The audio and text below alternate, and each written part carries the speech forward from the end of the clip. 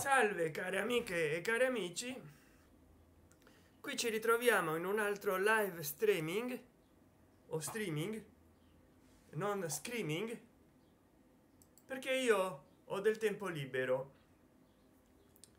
Quindi che fa uno youtuber nel tempo libero? Non ha neanche il tempo di assettarsi la capigliatura, però un youtuber nel tempo libero fa i video, soprattutto se non gli pagano per fare i video. Allora, come dire, qua ci ritroviamo tutti insieme di nuovo e spero che voi stiate tutte e tutti bene. I miei live li vedono in 20-30 persone dopo qualche giorno. Fortunosamente il live di ieri l'hanno visto già più di 20 persone e quindi mi sembra che l'ultimo live l'ho fatto ieri, rispondendo alle domande del nostro caro amico Renzo Montagnani Everything. Non so se oggi abbia avuto delle domande in più da farmi Renzo Montagnani Everything di Instagram, però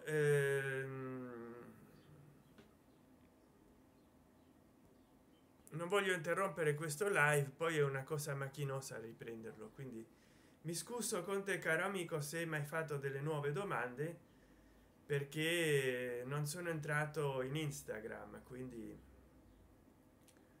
sono le 23:01 circa, magari per molti saranno le 22:59 di mercoledì 11 ottobre del 2017. Quindi già sta finendo l'anno, novembre dicembre, mancano altri 2 mesi, con questo 3 è finito l'anno. Il cielo è sereno e ci dovrebbe essere luna piena, perché stiamo di notte, altrimenti io non capisco perché il circolino. La temperatura è di 16 gradi, promette 0% di precipitazione, 84% di umidità e vento a 3 km/h. Dico questo perché in privato qualcuno mi ha domandato se ogni volta potevo iniziare con il meteo. Vabbè, facciamo contenti tutti. Ah, ecco qua che mi ha dato il primo like, quindi il mio ammiratore occulto. Adesso mi stanno guardando in due, mi ha dato il like per il meteo. Ma non è del meteo che vi voglio parlare oggi. In realtà non so di cosa vi posso parlare, però vi parlerò uguale, perché ho il tempo a disposizione per parlarvi ed è un peccato buttarlo via. E come dice il titolo, allora passiamo a parlare di libri. Il titolo l'ho fatto corto perché dal cellulare si può caricare poco, poi dovrò rieditarlo perché il titolo originale che mi era venuto in mente era un altro video live streaming parlando di libri ed altre cose non so, magari riuscirò a parlare anche di altre cose. Ma facciamo un passo indietro, o meglio andiamo indietro, perché c'ho la mia biblioteca lì. Tutto inizia da una constatazione, e per farvi vedere quale devo prendere il fatidico libro che lessi, non rintintine, lessi nel 98. Quindi pensate un po' voi, 19 anni fa già. Come passa il tempo, come passa il tempo. Questo libro non so se lo comprai dentro o fuori dai Granai, centro commerciale di Leur, o in una libreria dei granai o nei granai stessi, nel centro commerciale granai, oppure nella romanina, un altro centro commerciale, non so se in un negozio di libri dentro o fuori, ma a voi questo ve ne può fregare di meno, soprattutto se non siete di Roma. Si tratta di una opera di Charles Robert Maturin, Melmoth, l'uomo errante. Come vedrete nell'illustrazione c'è un dipinto di Goya, Saturno che divora un figlio.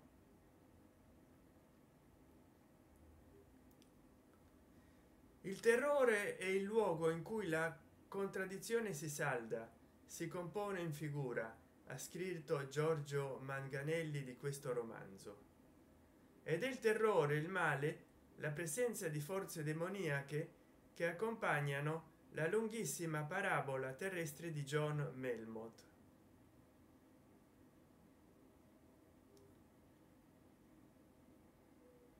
Che cosa vi è di più grande, di più potente relativamente alla povera umanità di questo pallido e annoiato Melmoth? Eppure vi è in lui qualcosa di debole, abietto, antidivino e antiluminoso. Melmoth è una contraddizione fondamentale vivente. È uscito dalle contraddizioni fondamentali della vita. I suoi organi non sopportano più il suo pensiero. Charles Baudelaire così consacrò questo capolavoro del gotico in cui la passione e la dannazione sono portate al climax. Contrariamente a quello che si pensa, la vera letteratura dell'orrore, la vera letteratura del terrore evade i cliché, i soliti fantasmi, le solite cose, gli soliti baobao, i soliti spauracchi. Intanto faccio partire l'antivirus.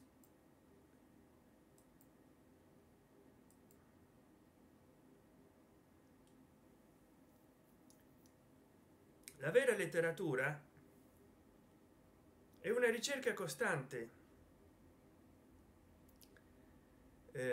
di quel climax che si deve ricostruire nell'opera, tant'è così che il professore di lettere anglosassoni e di esoterismi Elemire Zolla, in Uscite dal mondo, un suo testo molto bello e molto ispirato,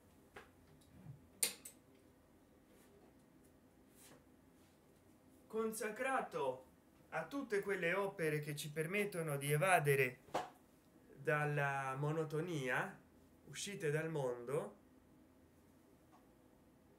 edito dalla Delphi, non solo vi include opere letterarie di scrittori, diciamo, eccelsi, ma anche, diciamo, opere letterarie oscure, opere letterarie di scrittori sinistri. Vi include l'autore di Frankenstein, vi include, fra le opere che possono far trascendere l'illusione ordinaria, anche Collodi, i Reghini, e quindi Eliade, ma anche, cioè anche artisti come Hieronymus Bosch, Tolkien, ma anche Aleister Crowley. Quindi perché un libro abbia trascendenza, originalità, deve o essere volto verso una ascesi, un sommo buono, oppure come nelle opere di Melmoth, l'uomo errante, cioè nell'opera letteraria di Charles Robert Maturin, l'opera Melmoth l'uomo errante, o le opere di Howard Philip Lovecraft, o le opere di Edgar Allan Poe, o le opere che ho in un astuccio là pesante pieno di robe che adesso non tiro giù, perché delle Divine Marqués de Sade, allora bisogna andare verso gli aspetti più oscuri, più sinistri, più reconditi della natura umana, perché la peggiore opera letteraria, la più cattiva, non è una che ci trascini verso gli abismi dell'esistenza o ci elevi verso le sublimi alture della spiritualità, o le due cose insieme, ma un'opera veramente cattiva è un'opera dai toni medi, dal contenuto medio, perché non c'è cosa peggiore della mediocrità. Che significa mediocrità? Molti sanno che è un dispettivo, un termine insultivo, però mediocrità è ciò che si mantiene a livelli medi, e siccome di cose medie ce ne sono tante, l'uomo medio, i prodotti promedi, allora diventa tutto una cosa massiva. Le cose, quando inflazionano il mondo, come la maggior parte delle persone che non si vogliono coltivare e quindi che non arriveranno mai a scrivere cose veramente incisive per loro e per gli altri, sono medi, e questa mediatezza, questo essere medi, li rende mediocri.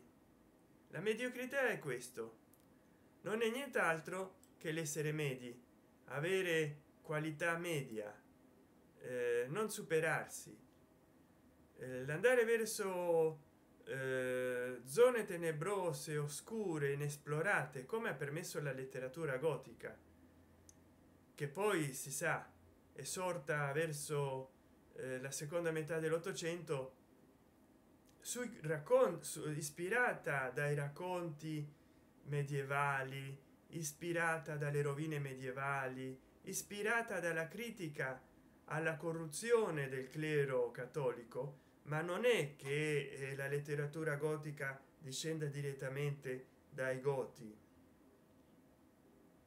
è un espediente letterario che si è chiamato gotica perché è ispirata a torture, a supplizi e anche a mentalità contorte che si attribuivano tipicamente al medioevo, al tardo medioevo gotico. Però dicevo, la letteratura gotica ci trascina verso zone oscure del subconscio o dell'incosciente che avrà da esplorare soltanto quasi un secolo dopo Sigmund Freud e Carl Gustav Jung. Quindi il merito della letteratura gotica è quella di con le sue avventure macabre, con i suoi antieroi, con la sua denuncia della corruzione, del sadismo, delle macchinazioni, denunciare i lati oscuri dell'uomo. Quindi o ci si eleva con i propri scritti verso le zone sublimi della spiritualità, dell'intelletto umano, o ci si degrada in una discesa quasi dantesca negli inferi della coscienza dell'essere. Poi va detto che in molte opere di Howard Philip Lovecraft è presente una quasi incosciente schematicità. Perché? Perché lo stesso Howard Philip Lovecraft si dichiarava ateo, però io noto come in molti dei suoi racconti, soprattutto i migliori, più maturi, ci sia come allo largo della sua narrazione di questi, nei suoi racconti, una ripetizione quasi maniacale, cacofonica, che accompagna i suoi racconti, ripetitiva, ridondante, ossessiva, ampollosa, che sfocia finalmente in una diciamo parusia del terrore, in una veramente, adesso mi sono freudianamente scordato il termine, ma in un'epifania del terrore. È come leggere le opere antropologiche di Eliade, nelle quali narrava dei miti, delle leggende e dei rituali degli sciamani, dei popoli sciamanici, dei riti estatici, che non erano riti d'estate. Quindi in Lovecraft si ripetono questi schemi, queste valenze ancestrali, queste epifanie del terrore, dell'orrore con enti metafisici che sono una minaccia costante per l'umanità, che sembra quasi di leggere dei testi gnostici, dove tutto l'universo concorre alla distruzione dell'essere umano. L'essere umano si deve difendere da un'esistenza crudele e da degli dei avversi, planetari, cosmici, stellari. Dovrebbe superare tutte le avversità, l'anima, il nous, il neumeno, per arrivare all'empireo. E quindi Lovecraft si immagina che sono cattivi gli dei della terra, che ci siano delle potenze nel sottosuolo addirittura, ma addirittura che siano o no alienigeni, perché poi cambia di postura. All'inizio sembrano più degli spiriti, dei mostri dell'abisso, degli dei, poi delle vite ultraterrestri. Comunque sono sempre delle forme ambivalenti fra materiali, immateriali, ectoplasmiche, fantasmi, spiriti, dei. Gli dei esterni sono anche loro malvagi, cioè tutto l'universo è malvagio, la stessa materia è malvagia per Lovecraft. Tutti concorrono all'inevitabile, prima o poi, rovina dell'essere umano, dell'intera umanità, che per fortuna nella sua ignoranza, che non riesce a connettere eventi eterogenei fra di loro, rimane ignara della sua possibile ed incipiente fine. Quindi Lovecraft, anche se ateo, non so da quali fonti abbia attinto, perché durante tutta la sua vita ha letto un mucchio, basta cercare fotografie in internet di Howard Philip Lovecraft e troverete molti dei suoi ritratti nella sua casa, che era in pratica foderata di libri. Non so da quali fonti abbia attinto il suo sapere, so che suo nonno era massone e suo padre pure, quindi avevano letto molti classici, ma anche se ateo, professamente ateo, faceva professione di ateismo, però sembrava agnostico per come scriveva di possibili catastrofi, di possibili epifanie dell'orrore che si sarebbero rivelate in tutto il loro splendore distruttivo e in tutto il loro potenziale orrorifico, sempre in luoghi sperduti, a poche persone, e uccidendo la maggior parte delle volte quasi tutti i protagonisti, perché poi o sarebbero stati rinchiusi in un manicomio, o si sarebbero suicidati, o sarebbero spariti. Quindi la costruzione dei libri veramente dell'orrore noir, i romanzi e i racconti neri, i libri gotici nascono da un presupposto fondamentale, che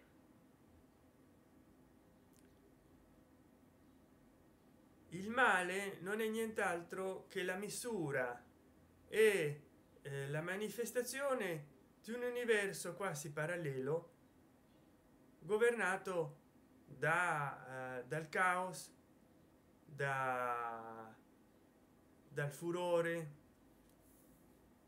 e quindi in un certo senso è come se cercassero di essere dei libri nella loro antireligiosità. Non ci scordiamo che Charles Robert Maturin fu un religioso,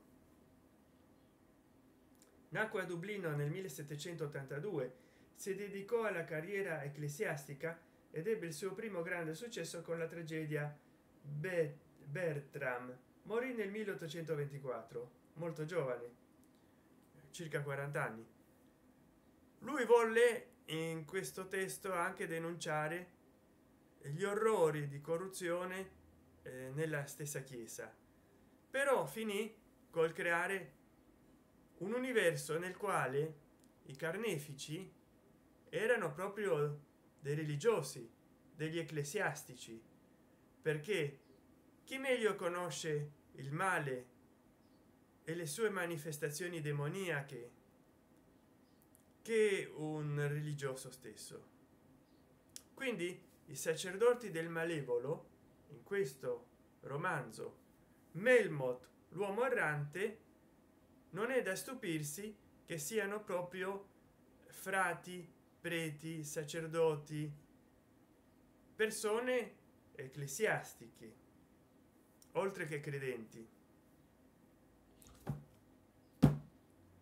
più di quanto quindi i veri scritti del terrore non si limitano a proporre dei cliché, violenza spiccia, accortellamenti, sangue a catinelle, queste cose qua, ma ci propongono proprio un'interpretazione quasi cosmogonica, dove ogni singolo evento isolato, magari apparentemente sconnesso l'uno dall'altro, invece, come in molti racconti di Lovecraft, vengono a informare una tela ragna e quindi un ordito dietro il quale si nasconde una volontà ferrea che esige dai suoi adepti, dai suoi volontari o involontari esecutori, la stessa disciplina di un ordine religioso qualsiasi, un freddo e calcolato cinismo, un polso ferreo. E quindi voglio dire, è molto complesso il discorso della letteratura gotica. Non bisogna confondere qualche raccontino dell'orrore leggero con i veri racconti dell'orrore, dove già anche scrittori atei hanno fantasie cosmiche dell'orrore, dove vedono dietro a eventi ordinari regie invisibili, influenze di forze invisibili, come Lovecraft, che le sognava, ne era tormentato, poi le scriveva. E quindi, come dire, mi ispira molto questa letteratura, anche se io ogni volta che ho cercato di scrivere ho scritto più racconti satirici, parodici della realtà.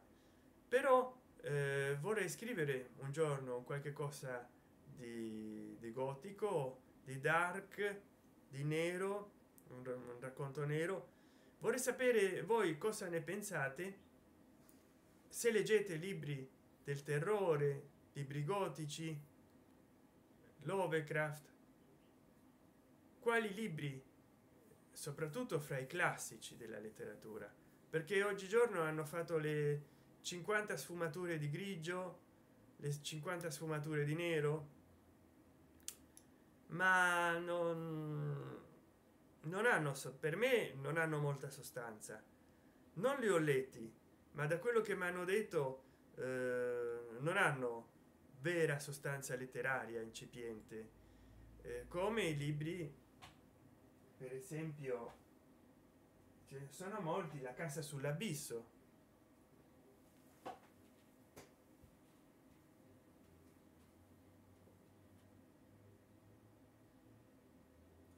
la casa sull'abisso,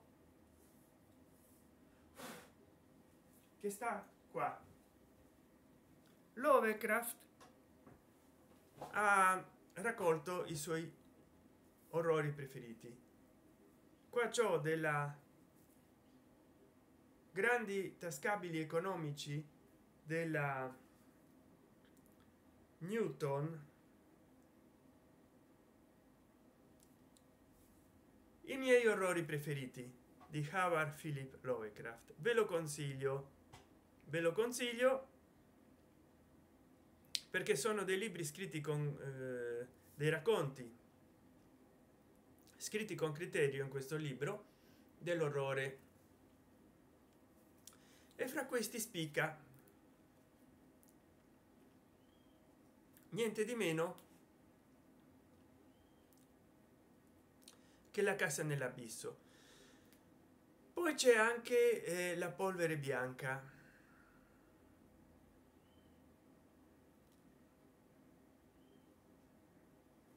Ce ne sono tanti, a dir la verità, però La casa sull'abisso è il mio preferito.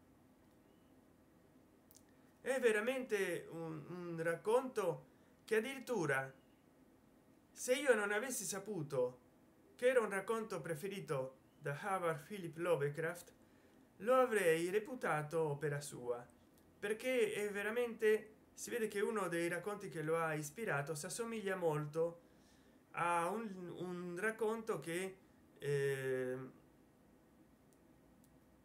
si intitola La torre. A vari racconti suoi si assomiglia alla casa sull'abisso, ed è anche un racconto abbastanza largo.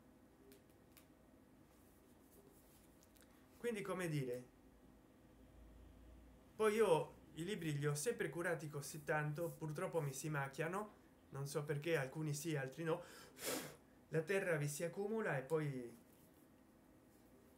che io quando leggo un libro lo apro il meno possibile, perché così non si rovina. Però questo si è rigato lo stesso, si vede adesso che l'ho aperto adesso dopo tanto tempo.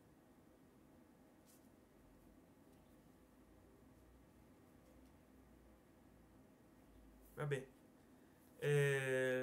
La casa sull'abisso sta nei miei orrori preferiti di Howard Philip Lovecraft. Ve lo sconsiglio, se non amate questo genere ve lo sconsiglio vivamente, ma ve lo consiglio vivamente se amate questo genere di racconti dell'horror. Perché? Innanzitutto perché sono di autori differenti, così vedete quale vi piace di più, e poi perché in un futuro si legge anche così, per antologie. Io Howard Philip Lovecraft l'ho scoperto perché proprio della Newton Compton, mi sembra, avevo trovato nella fine degli anni 90 un libricino in un'edicola, 1000 lire 100 pagine, che era un'edizione, credo. Poi ho comprato tutte le opere della Mondadori di Lovecraft, un'edizione ristretta di The Dream Quest of Unknown Cadat, la ricerca onirica dello sconosciuto Cadat. Mi è così piaciuto il racconto che ho dovuto leggere tutte le opere di Howard Philip Lovecraft. Quindi, se voi comprate questa antologia di racconti preferiti di Howard Philip Lovecraft, dove ci sono autori differenti che a lui gli sono piaciuti, magari ve ne piace qualcuno, o magari vi piacciono tutti i racconti, e potete scegliere poi quale libro di quale autore comprare. cioè leggere antologie di racconti vi permette di selezionare gli autori e i racconti che più vi piacciono, perché non tutti gli autori vi piaceranno per uguale, o magari vi piacciono tutti ma di pochi sareste disposti a comprarne un libro, o avete disponibilità di comprare un libro di tutti gli autori che ci sono qua. Quindi comprate antologie di qualsiasi genere, non solo horror.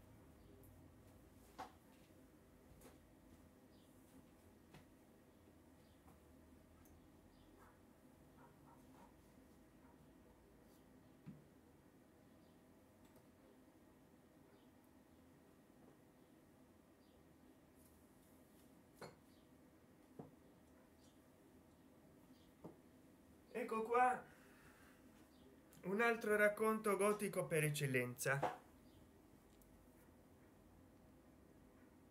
di Bram Stoker, Dracula il vampiro, che secondo Elimire Zolla faceva parte dell'Hellfire club di satanisti. È uno dei racconti, forse degli ultimi racconti gotici per eccellenza, e di tanti anni fa perché costò 350 lire, della Longanesi e Company. Però non è un racconto dell'orrore qualunque, ha lo stesso stile purtroppo di molti racconti delle Divine Marquez di De Sade, nel senso che è un racconto epistolare. Se tu guardi, prendi i capitoli, dice diario di Jonathan Harker, continuazione, capitolo 2, poi diario del dottor Seward, qua capitolo 5, lettera della signora Mina Marray alla signorina Lassie Western, cioè c'è un intercalare della lettura di diari, di lettere, cronologico. L'unico filo conduttore di tutti questi diari e lettere è logicamente uno sviluppo cronologico. Capitolo terzo, diario di Jonathan Harker, continuazione. Già nel capitolo secondo c'era diario di Jonathan Harker, continuazione. Quindi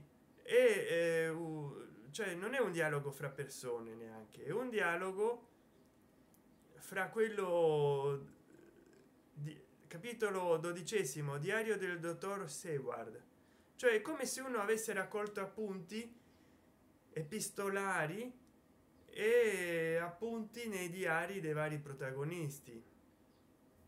Quindi una lettura molto molto lenta, però anche qui, al contrario di tutti i film che si sono fatti, incluso il famoso storico Mefistofele, uno dei primi se non il primo che ha per protagonista Dracula il vampiro, non si arriva a Dracula subito al vampiro, ma dopo una larga peregrinazione c'è questa epifania dell'orrore nella manifestazione del vampiro, del morto vivente che succhia linfa vitale ai vivi. Quindi anche qui si riproduce il vero schema del racconto noir, del racconto gotico, che è speculare al racconto religioso. Quindi se volete scrivere un racconto noir non deve essere semplicemente entrarono pum pum pum pum 40 mitragliate, non si tratta di descrivere una scena di Counter Strike o Half-Life, non si tratta di scrivere la peggiore scena di Arena Quake 3 o 4, e soprattutto nelle ambientazioni più che nei personaggi, che sono magmatici come la psiche che esprimono nelle ambientazioni che scorre il romanzo gotico. Si tratta di definire scene, si tratta di definire scene in base a principi in cui si afferma che la natura è malvagia, che prevarrà non so gli peggiori istinti dell'essere umano, che non c'è un bene supremo a limitare l'operato dell'uomo come diceva De Sade, quindi si può operare un male supremo. I primi a fruire di questa libertà, i primi a essere libertini e liberticidi secondo De Sade erano proprio i religiosi, come nei 120 giorni di Sodoma uno dei 4 malvagi era proprio un religioso.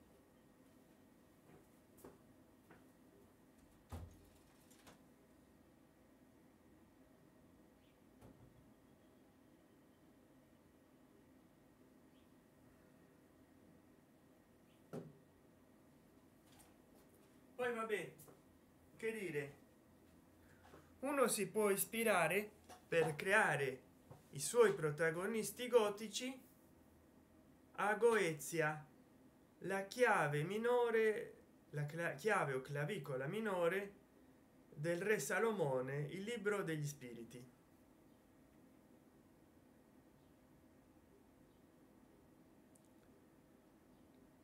Questo libricino è stato pubblicato niente meno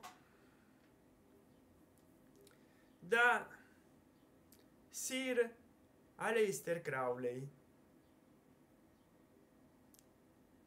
e narra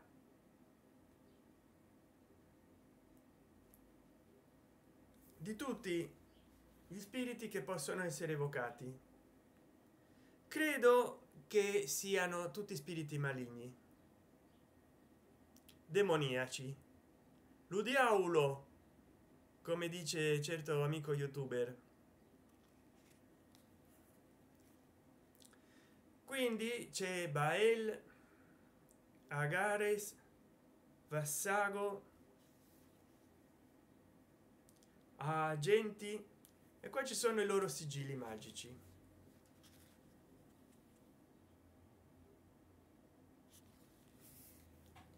Libro che potrebbe ispirare chiunque. Adesso lo metto insieme agli altri libri del Crowley, non so perché stava separato, forse perché non c'era spazio e mi sa proprio per quello.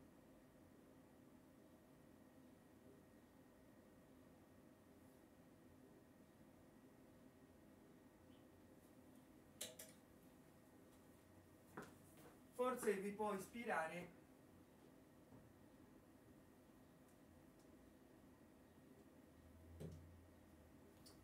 anche di Roger Zelazny, che è appunto un libro della gruppo un libro del gruppo Newton, compagnia del fantastico,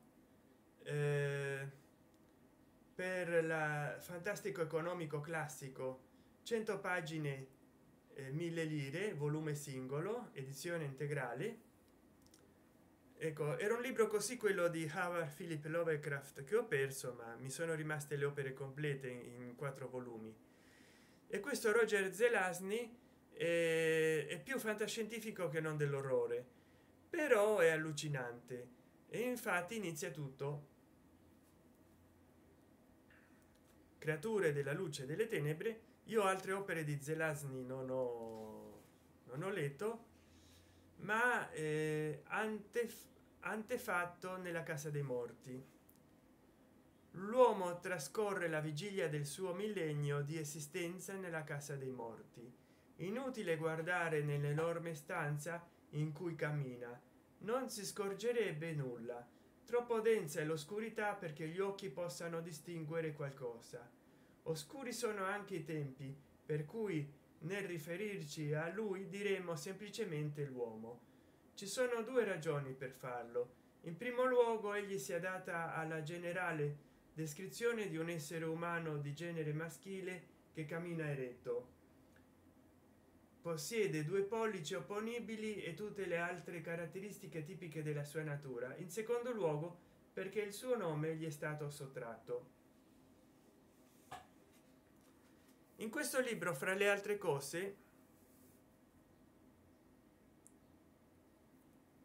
quello che sarebbe il signore della casa della morte con aspetto di Anubis, perché è ispirato in parte agli dei dell'antichità, agli dei inferi, ritornando ai discorsi di prima, no?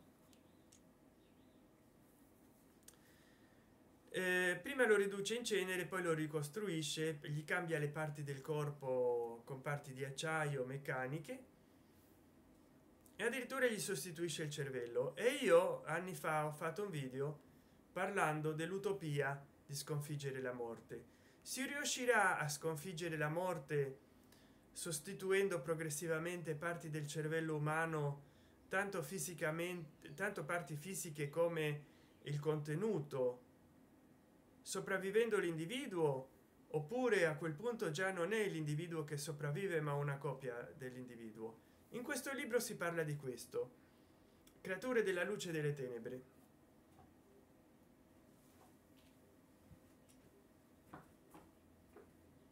Di Roger Zelazny.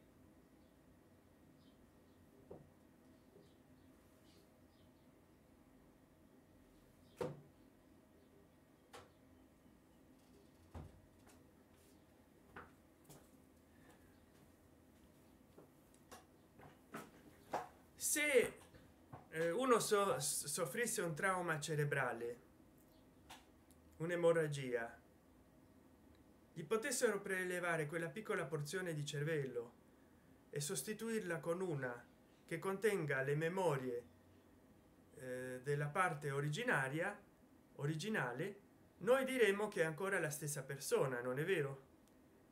Se progressivamente gli sostituirebbero perché la malattia avanza, l'emorragia avanza, l'arteriosclerosi con gli anni avanza, gli arrivassero a sostituire il 50% dell'encefalo, della massa encefalica, noi diremmo che ancora la persona è la stessa, perché il contenuto nel nuovo cervello è lo stesso del vecchio, solo che invece di avere rigenerato tessuto organico gli hanno messo microchip.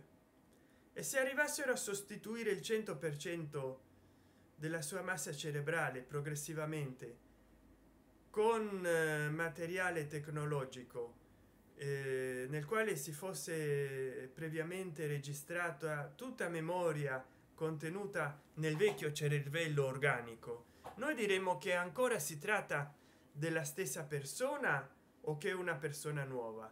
Nei nostri confronti, nei confronti del mondo esterno, chiaramente reagirebbe come la persona che è sempre stata, ma magari non è più la stessa persona, o no? Allora che cos'è la coscienza?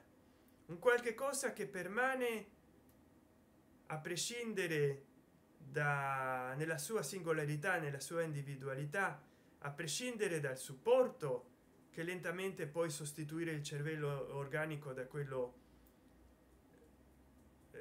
inorganico, un qualche cosa che invece la coscienza originaria si estingue dal momento che cambi di supporto,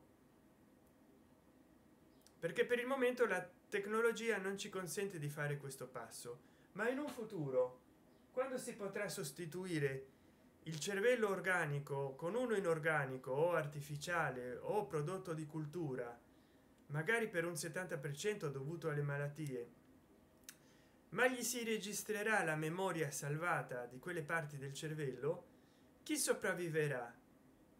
Una copia della persona o la persona stessa? Una simulazione della sua coscienza o la coscienza stessa? nell'angolo di discussione del canale o sotto questo stesso video. Se vi interessa discutere di questo tema, rispondetemi. Io adesso taglio il video perché, beh, come dire, inizia a fare freschetto e poi sono le 23:44, e poi perché, diciamo, faccio i live, sta diventando oscuro,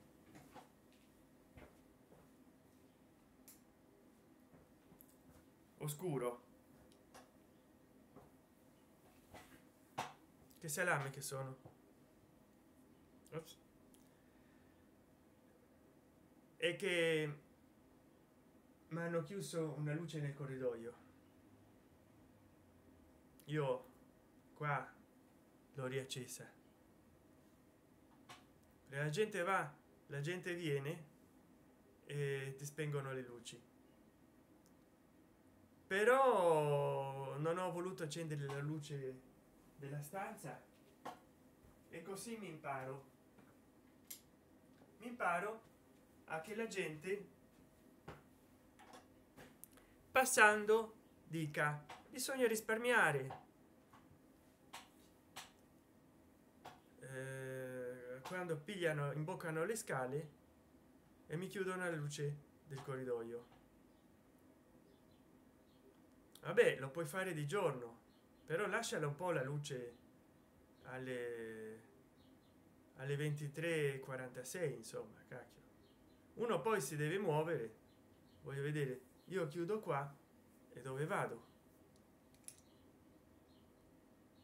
Allora, se avrete visto fino adesso, siete forti. Io vi devo salutare perché fra poco vado a dormire,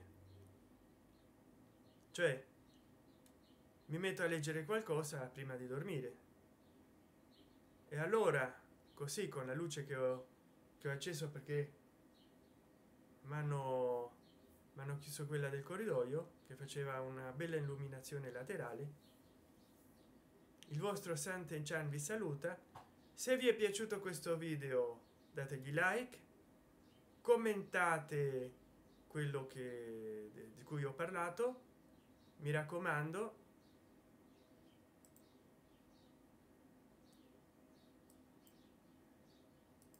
Grazie a tutte e tutti di seguirmi.